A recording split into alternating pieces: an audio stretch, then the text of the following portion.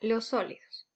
El estado sólido de la materia es conocido por presentar propiedades muy interesantes producto de la alta fuerza de cohesión que existe entre las moléculas y átomos de la materia. Entre esas propiedades podemos encontrar que son duros, que tienen forma definida producto de estas fuerzas de cohesión y que presenta dificultad para comprimirse. En pocas palabras, en este estado es la forma más compacta que podemos encontrar a la materia. Si clasificamos a los sólidos desde el punto de vista molecular, podemos encontrar sólidos metálicos, producto de enlaces metálicos que prácticamente mantienen a los átomos unidos en un mar de electrones de valencia compartidos. Las propiedades que exhiben estos sólidos metálicos son alta dureza, alta conductividad eléctrica y térmica, como por ejemplo el caso de estas varillas de hierro. Luego tenemos los sólidos iónicos. Estos se mantienen unidos debido a la atracción entre los iones positivos y negativos. Estos exhiben propiedades de poca conductividad eléctrica y térmica y son solubles en agua. Luego tenemos a los sólidos producto de los enlaces covalentes. Estos se mantienen en una red covalente y presentan propiedades con baja conductividad eléctrica y algunos forman una red extensa que permite que sean extremadamente duros, como este caso el diamante. Luego tenemos a los sólidos moleculares. Aquí podemos encontrar que la materia ha llegado a este estado y se encuentra unido por fuerzas intermoleculares que son muy diferentes a los otros tres casos que mencioné, cuyas fuerzas de cohesión que mayormente participan aquí son enlaces intramoleculares. Aquí podemos encontrar, por ejemplo, agua en estado sólido, es decir, hielo, entre otros. ¿Cuáles son sus propiedades? Suelen ser blandos, tienen puntos de fusión bajos, baja conductividad eléctrica y térmica. Ahora, desde un punto de vista estructural, los sólidos pueden también clasificarse como amorfos. Los sólidos amorfos son aquellos que carecen de orden. Si yo cogiera un microscopio y me acercara, podría ver que presentan este tipo de estructura irregular, ¿sí? No hay que confundir la palabra amorfo con cristalino. Por ejemplo, el vidrio, aún siendo transparente, es un tipo de sólido amorfo. Contrapuestos a los sólidos amorfos podemos encontrar los sólidos cristalinos. ¿Cuál es la particularidad con estos sólidos? Presentan un orden, es decir, un patrón. Las moléculas en este tipo de sólido ocupan posiciones específicas. Aquí las fuerzas de cohesión son máximas. Este patrón que se repite se conoce como celda unitaria. Es la unidad estructural básica que se va a repetir en el sólido cristalino. Ahora pensemos que el sólido cristalino realmente es una estructura tridimensional. Una analogía para entender esto son las baldosas que tenemos en la casa. Una baldosa representaría una celda unitaria que se repite constantemente hacia ambos lados. En el caso de los sólidos cristalinos, imagínense que no solamente es una estructura 2D, sino una estructura 3D. Ahora, existen diferentes tipos de celdas unitarias. Tenemos las celdas unitarias, la más sencilla, que es la cúbica simple, la tetragonal, la ortorrómbica, la romboédrica, la monocíclica, la tricíclica y la hexagonal. También debemos recordar que son justamente este tipo de patrón tridimensional lo que va a permitir que los sólidos presenten superficies planas y ángulos, todo desde el punto de vista molecular. Ahora, debemos pensar también que como es una estructura tridimensional, yo puedo agrupar estas celdas unitarias que se repiten en capas, ¿ok? Esas capas se organizan y acomodan formando la estructura tridimensional, lo que me permite que al final tenga un arreglo final basado en esa celda unitaria. Un concepto muy importante en este caso es el número de coordinación. El número de coordinación es el número de átomos. Recordemos aquí que cada punto representa un átomo o un ion. Entonces, el número de coordinación justamente será la cantidad o el número de átomos que rodean ese átomo que yo esté estudiando.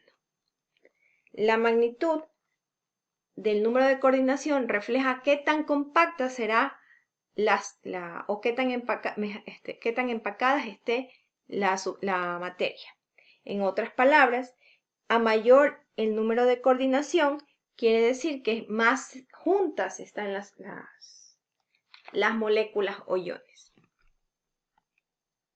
Este empaquetamiento puede ser de tipo compacto.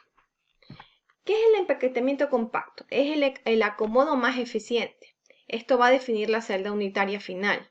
Y también recordemos que en el estado sólido las fuerzas de cohesión son mayor, siempre se busca que exista la menor cantidad de espacio libre.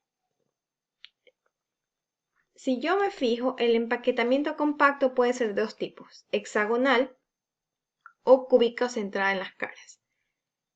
Si se trata de la red hexagonal compacta, como podemos ver, es como un arreglo que podemos ver naranjas en la plaza.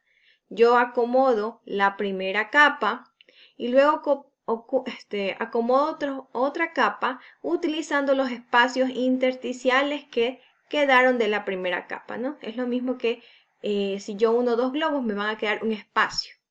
¿Okay? Luego voy a colocar una siguiente capa. Si la tercera capa la acomodo en la misma dirección que acomodé la primera, estoy hablando de una red hexagonal compacta.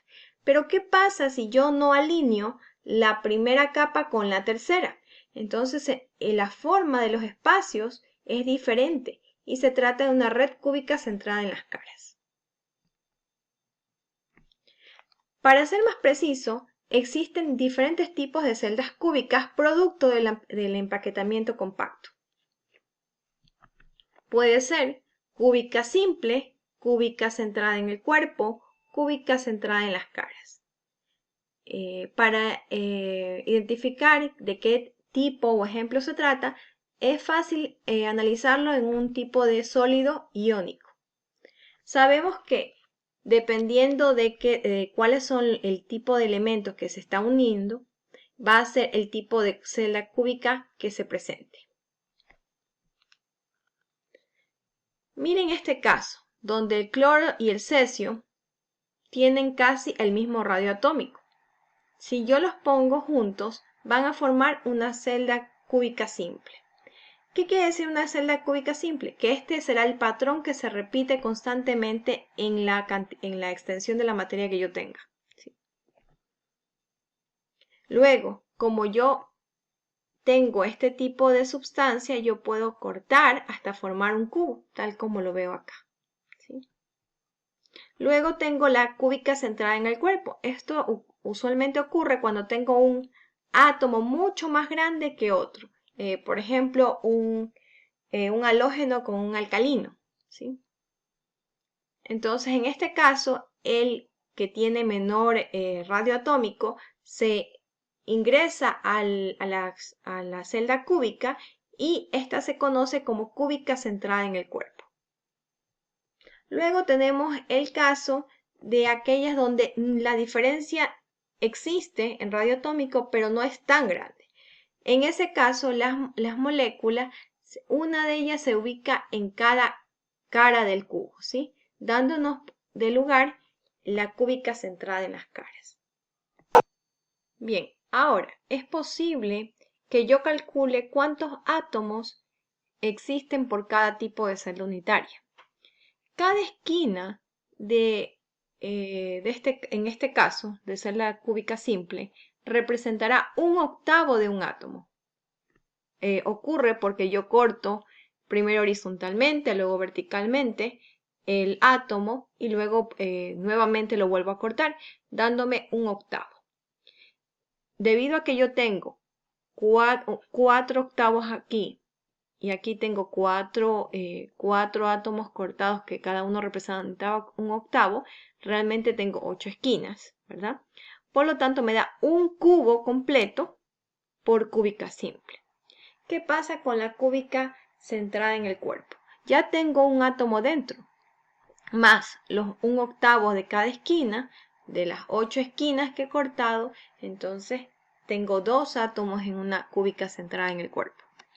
Si yo analizo la centrada en las caras, lo que voy a tener son nuevamente el 1/8 más en cada cara del cubo existe medio átomo. Por lo tanto, medio átomo por 6 caras me dan 3 átomos. 3 átomos más 1/8 por 8 me da 4 átomos por cúbica centrada en las caras.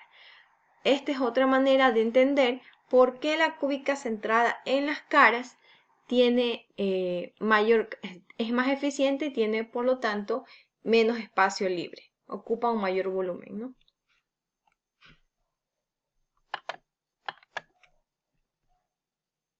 Aquí podemos ver que a cada tipo de celda le corresponde entonces un número de átomos y números de coordinación. Es decir, puedo analizar cuántos átomos están rodeando a un átomo que esté yo estudiando, ¿sí?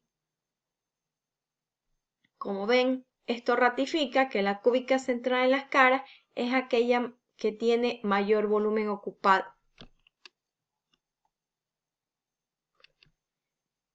Como para profundizar, podemos retomar las dos estructuras cristalinas más estudiadas, ¿no?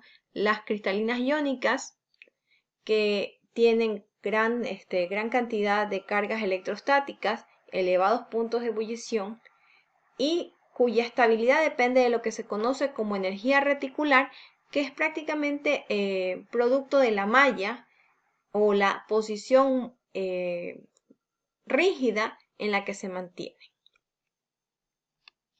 Las estructuras cristalinas covalentes son bastante interesantes, puesto que se forman debido a los enlaces covalentes que forman redes intermoleculares. Este tipo de redes pueden ser monodimensional, que son las cadenas, como por ejemplo las cadenas de carbono, bidimensionales cuando tengo, como el caso que tengo aquí, una capa sobre otra capa. Esta, por ejemplo, sería este es el interesante caso del grafito, que es bastante estable, y también puedo tener redes tridimensionales, como este caso, donde si yo cojo un átomo, está rodeado de manera tetraédrica, es decir, rodeado por 4 átomos. Esta forma es la del diamante. Todas las estructuras cristalinas covalentes son insolubles en agua y son no conductoras, pero tienen una alta pureza, tal como el diamante, que es uno de los elementos sólidos más duros de la Tierra. Gracias.